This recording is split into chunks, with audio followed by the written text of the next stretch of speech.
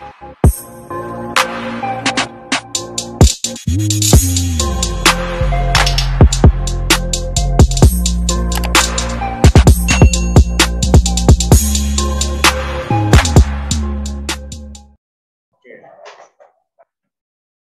balik lagi bersama saya Rapco Tarigan, dan kali ini di Cogan Stock Podcast ada Ibu Asri. Wow, it's an honor to talk with you, Bu. Bagaimana nih kabar?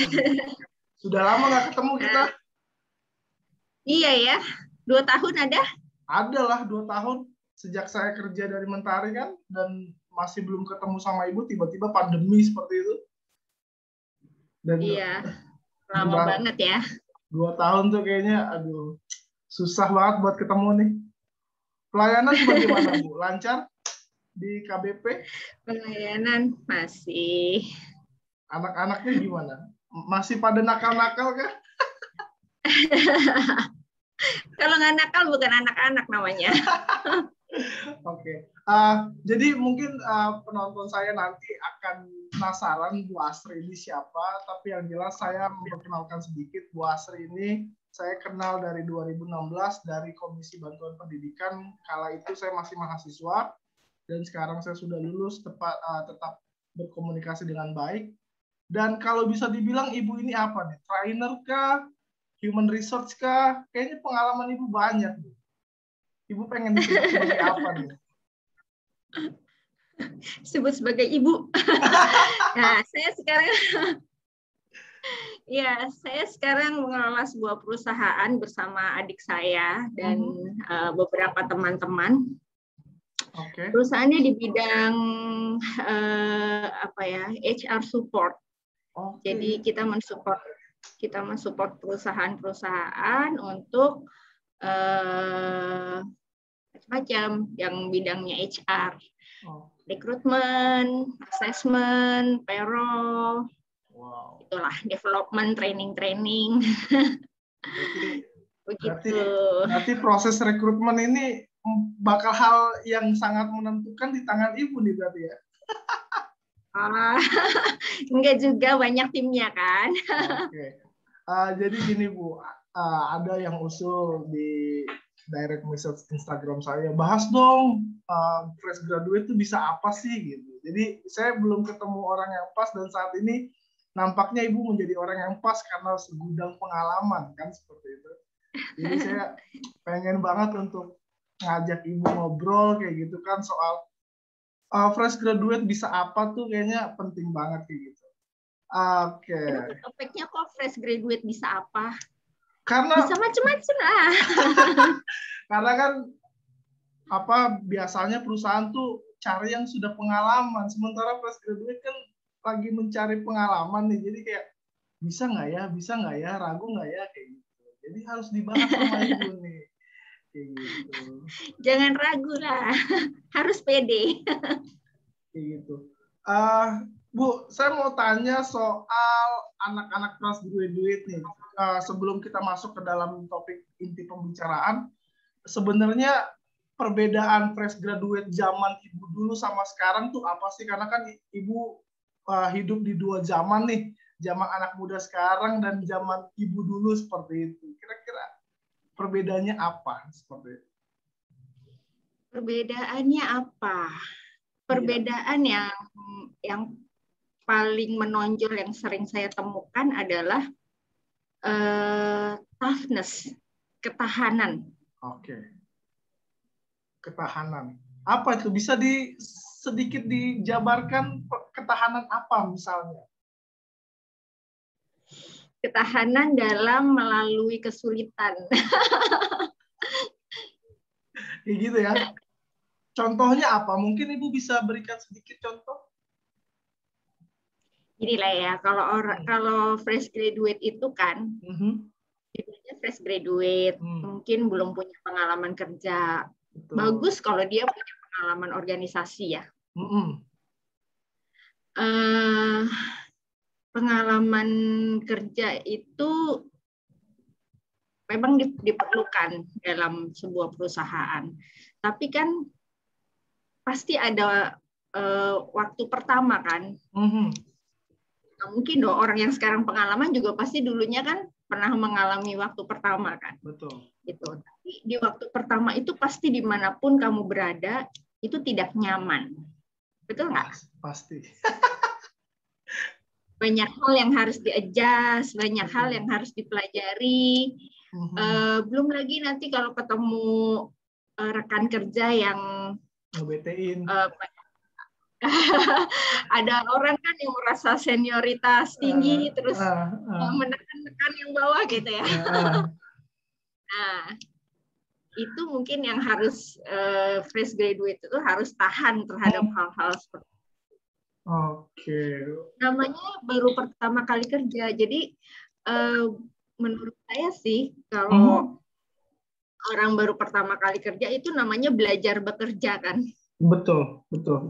Belajar bekerja. Wow, ini menarik. Kalau kemudian Ibu tadi menyinggung soal pengalaman berorganisasi. Apakah kemudian keaktifan dalam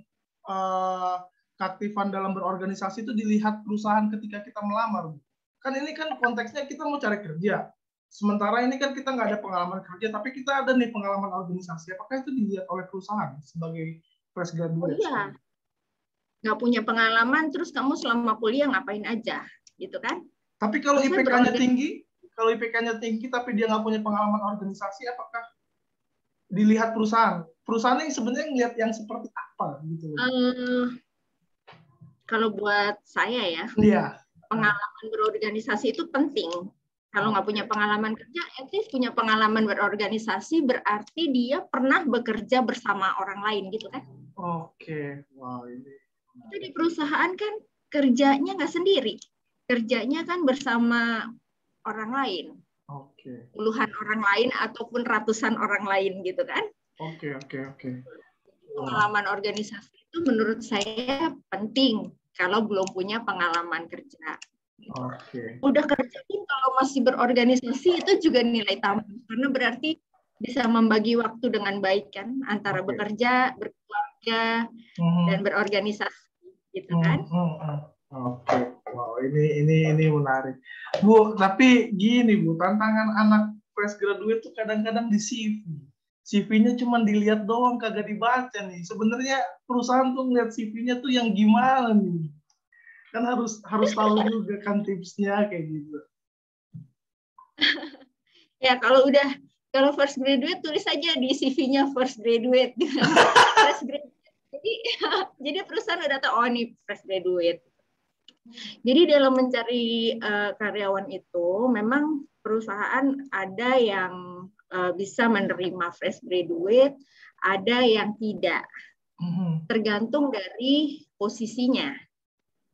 Kalau posisinya sudah di level supervisor ke atas, mungkin ya pasti perlu pengalaman ya, karena akan memimpin. Kalau posisinya masih staff gitu, menurut saya sih fresh graduate oke. Tapi kembali lagi, kalau kita mempekerjakan fresh graduate, berarti ada effort dari perusahaan untuk memberikan bimbingan, pelatihan, pendampingan, gitu kan. Nah, balik lagi nih, perusahaannya punya waktu nggak untuk itu? Gitu. Kalau dia punya waktu atau ada orang yang bisa mendampingi fresh graduate, saya rasa harus dikasih kesempatan juga untuk fresh graduate. Wow, ini menarik. Tapi CV itu biasa HR itu melihatnya gimana? Desainnya kah Bu, atau isinya kah, atau apanya nih? Kan kata orang desain itu penting, tapi kata orang juga yang penting isinya. Jadi gimana nih kalau dalam menyusun CV nih? Kalau PT nih. Sekarang template CV kan banyak banget ya. Iya. Menarik lagi. Tinggal kopas-kopas masukin doang ya. Warnanya menarik, ya kan? Betul. Tapi yang terpenting sih kontennya. Gitu. Jadi kalau untuk fresh graduate ya pasti dilihat ini pernah berorganisasi apa aja sih, sebagai apa, terus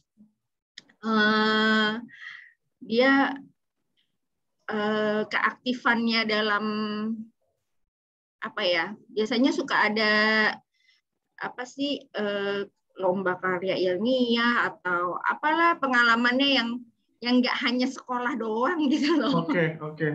Wow. Gitu. Jadi masalah template CV itu sebenarnya tidak terlalu dilihat lah ya. Yang penting kontennya dia pengalaman apa dan dia berorganisasi apa seperti itu. Karena orang tuh masih banyak yang bingung, Bu. Kok CV saya nggak dibaca-baca, CV saya nggak direspon kayak gitu. Makanya kan saya perlu tanyakan ini. CV yang singkat dan padat itu akan membantu sih. Nggak perlu Karena kan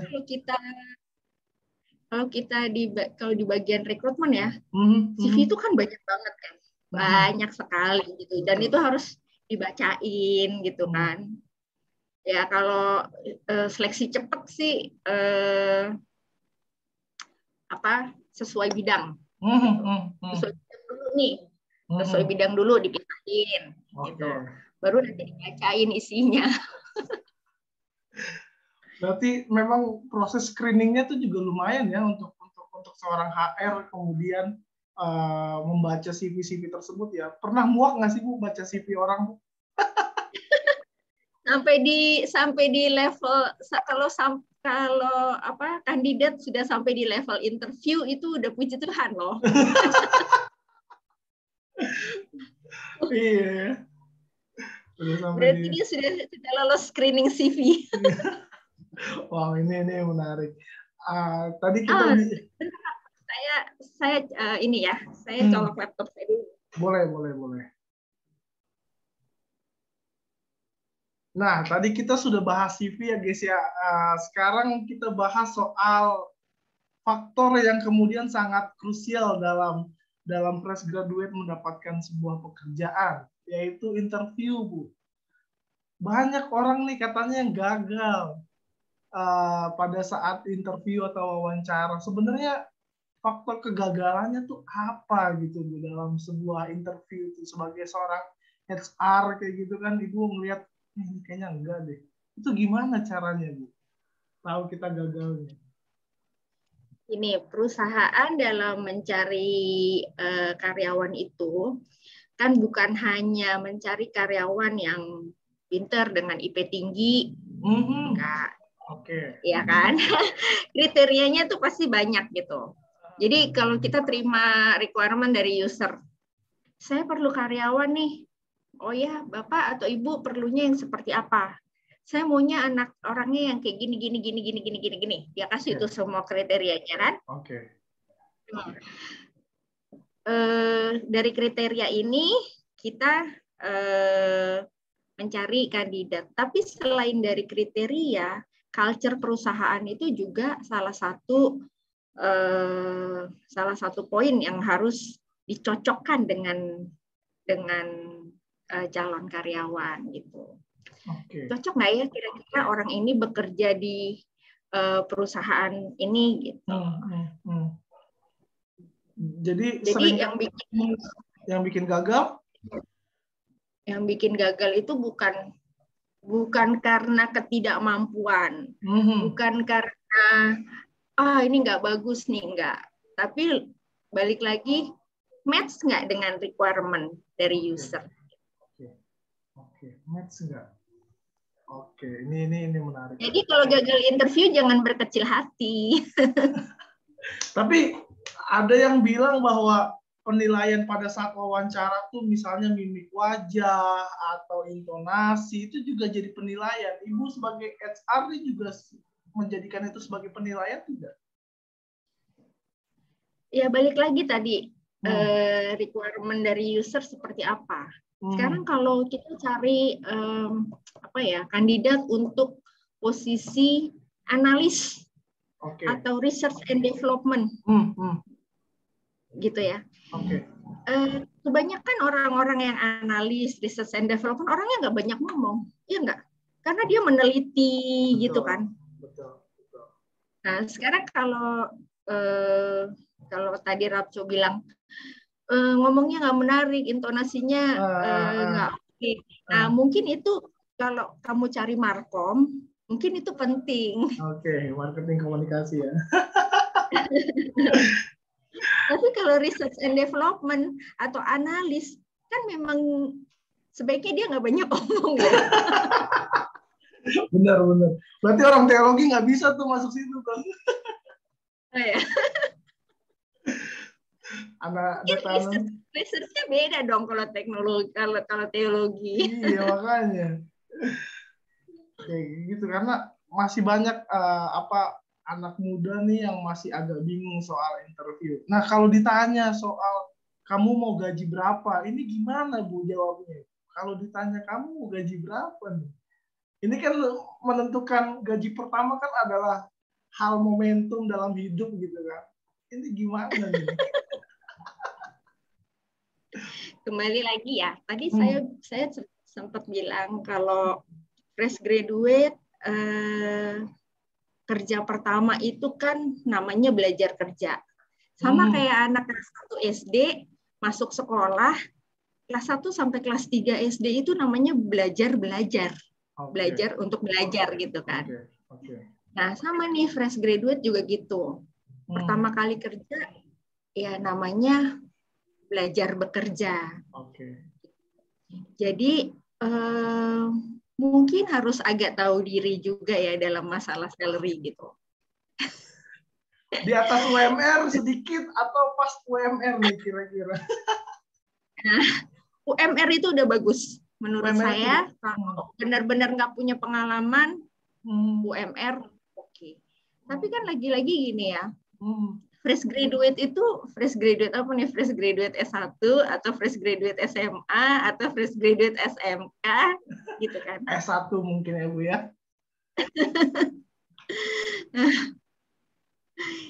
Ya, jadi patokan di UMR untuk belajar bekerja itu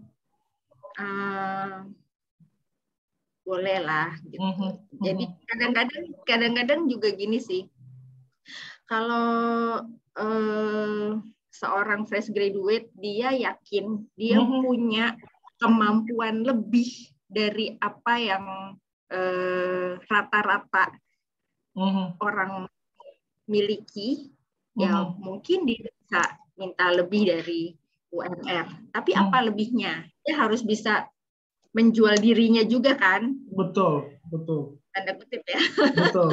Harus bisa mempromosikan dirinya juga gitu. Dia harus bisa meyakinkan orang yang menginterview itu tentang kelebihannya. Gitu. Wow, ini menarik. Tapi bagaimana cara meyakinkan HR biar percaya Bu kalau dia punya kelebihan lebih? Kan ini belum ada pengalaman kerja nih. Paling cuma pengalaman organisasi misalnya. Iya, tapi kalau yang di bidang-bidang tertentu yang memang dia kemampuannya lebih dari rata-rata, biasanya dia punya portfolio, dia punya hal-hal yang membuktikan kemampuannya lebih dari sekedar sarjana S1 dari bidangnya.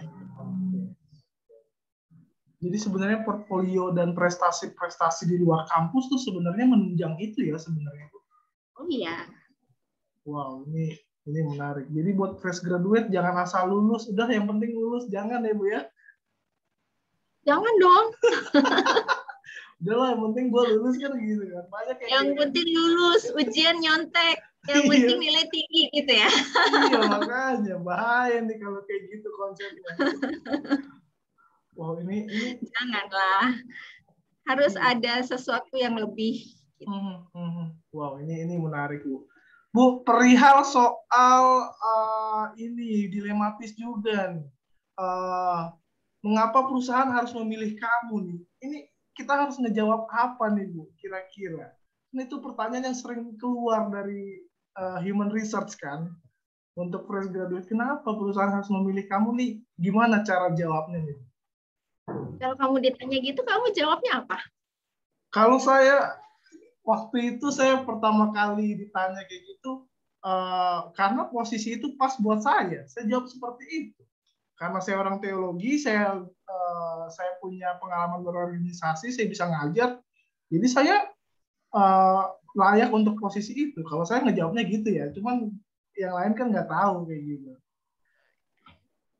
Bagus jawaban kamu, karena kamu merasa diri kamu merasa dan kamu yakin diri kamu itu cocok untuk posisi itu. Kamu bisa melakukannya dengan baik, gitu kan? Iya, betul, betul. Kalau saya dulu itu, Bu, pengalaman pertama kali di interview seperti itu. Iya, ya harus begitu jawabnya. Kenapa perusahaan harus pilih kamu? Karena saya yakin saya bisa melakukan pekerjaan itu dan saya mau belajar. Okay. Ya, kalau first graduate kan nggak boleh soto ya. Nggak boleh terlalu percaya diri juga ya. Percaya diri itu penting, tapi jangan over. Aduh, ini hal yang paling ini sih melekat dalam diri fresh graduate. Kadang-kadang terlalu over confident juga sih yang saya lihat sih. Jadi kadang perusahaan melihatnya, ini anak terlalu percaya diri banget nih kayak gitu. Terlalu over confident, terus terlihat bluffing ya. Jadi akhirnya perusahaan jadi gitu jadinya. Iya, jadi membuat yang menginterview ragu nih. Oke. Bu, sebenarnya gini, Bu. Maksudnya saya juga masih agak dilema dengan apakah perusahaan hanya melihat IPK 3,6, perusahaan lebih milih mana? IPK yang 3,6 tapi nggak ada pengalaman berorganisasi, atau IPK 3,2 tapi pengalaman organisasinya luas? Ibu sebagai human research akan memilih yang mana? Seperti kalau ada dua pilihan kandidat seperti itu. Kembali lagi tergantung posisi. Tergantung posisi yang dibutuhkan. Posisi tertentu mungkin tidak terlalu membutuhkan pengalaman berorganisasi atau pengalaman kerja. Posisi yang berhubungan dengan yang tadi saya bilang ya, banyak berhubungan dengan teori. Itu seperti analis, research, itu dosen. Kalau dosen harus IP tinggi. Iya. Nah, tapi ada posisi yang justru kalau IP-nya tinggi, nih orang teoritis banget nih pasti gitu. Sementara pekerjaan ini tidak bisa terlalu teori, harus lihat fakta di lapangan. Oke.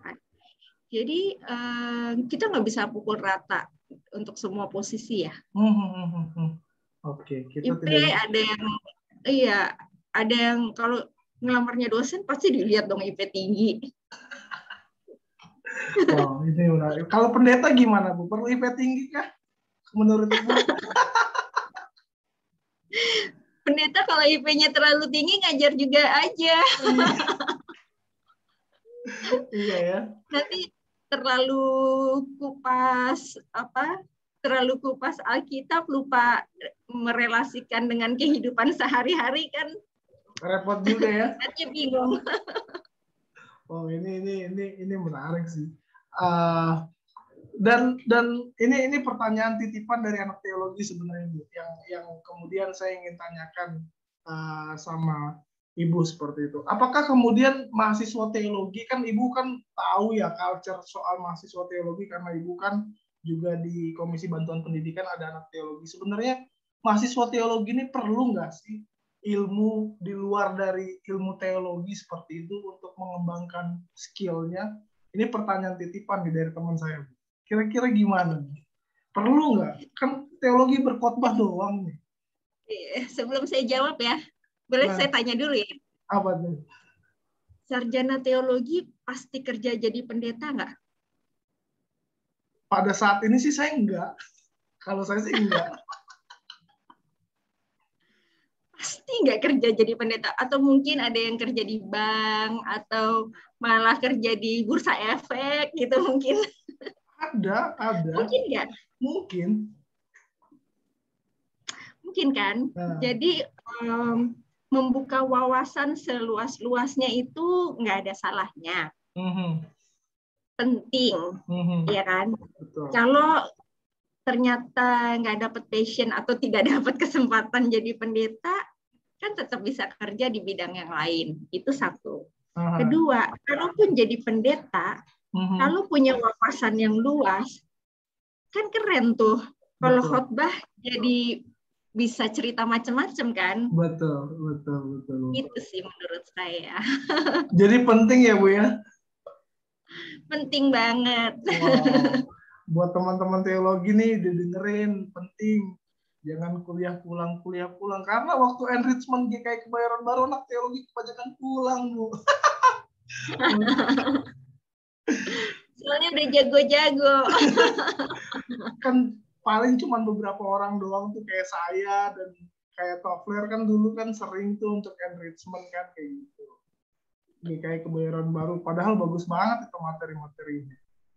Dan sayang banget kalau nggak diikutin. Bu, saya penasaran, mungkin ini di luar dari topik. Waktu 2018 kan Ibu merekomendasi nama saya nih. Ini saya penasaran merekomendasi untuk ikut OTA. Sebenarnya kenapa Ibu merekomendasi saya ketika itu?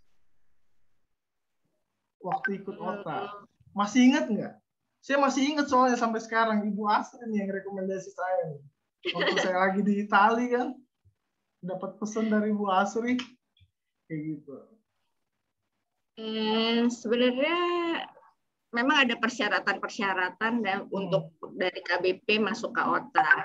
Dan waktu itu persyaratan itu ada pada kamu semua gitu. Jadi memang kan nilai tertentu, kemudian kondisi tertentu. Kemudian memang kalau masuk ke OTA itu, kalau kita merekomendasikan untuk masuk ke OTA itu ya paling tidak kita yakin anak tersebut pasti akan lulus gitu, nggak DO. Kan ada ya orang yang IP-nya tinggi tapi tiba-tiba DO gitu kan. Ada. Karena waktu angkatan saya banyak tuh Bu yang kemudian jarang ngumpulin persyaratan, administrasi, kasihan juga jadinya kayak dikejar-kejar gitu. Oke. Bu, mungkin terakhir pesan Ibu buat anak-anak fresh graduate nih, apa nih? Setelah kita bahas 30 menit lebih soal fresh graduate bisa apa? Pesannya buat anak-anak muda yang lagi cari kerja saat ini. Pesannya tetap semangat. Tetap semangat. Ini memang mungkin ya saat ini memang mungkin cari kerja susah ya. Bukan hanya untuk fresh graduate, untuk yang punya pengalaman segudang juga mungkin susah, bahkan yang sudah kerja pun banyak yang kehilangan pekerjaannya gitu kan. Jadi pesan saya jangan putus asa, tetap semangat dan jangan menutup diri untuk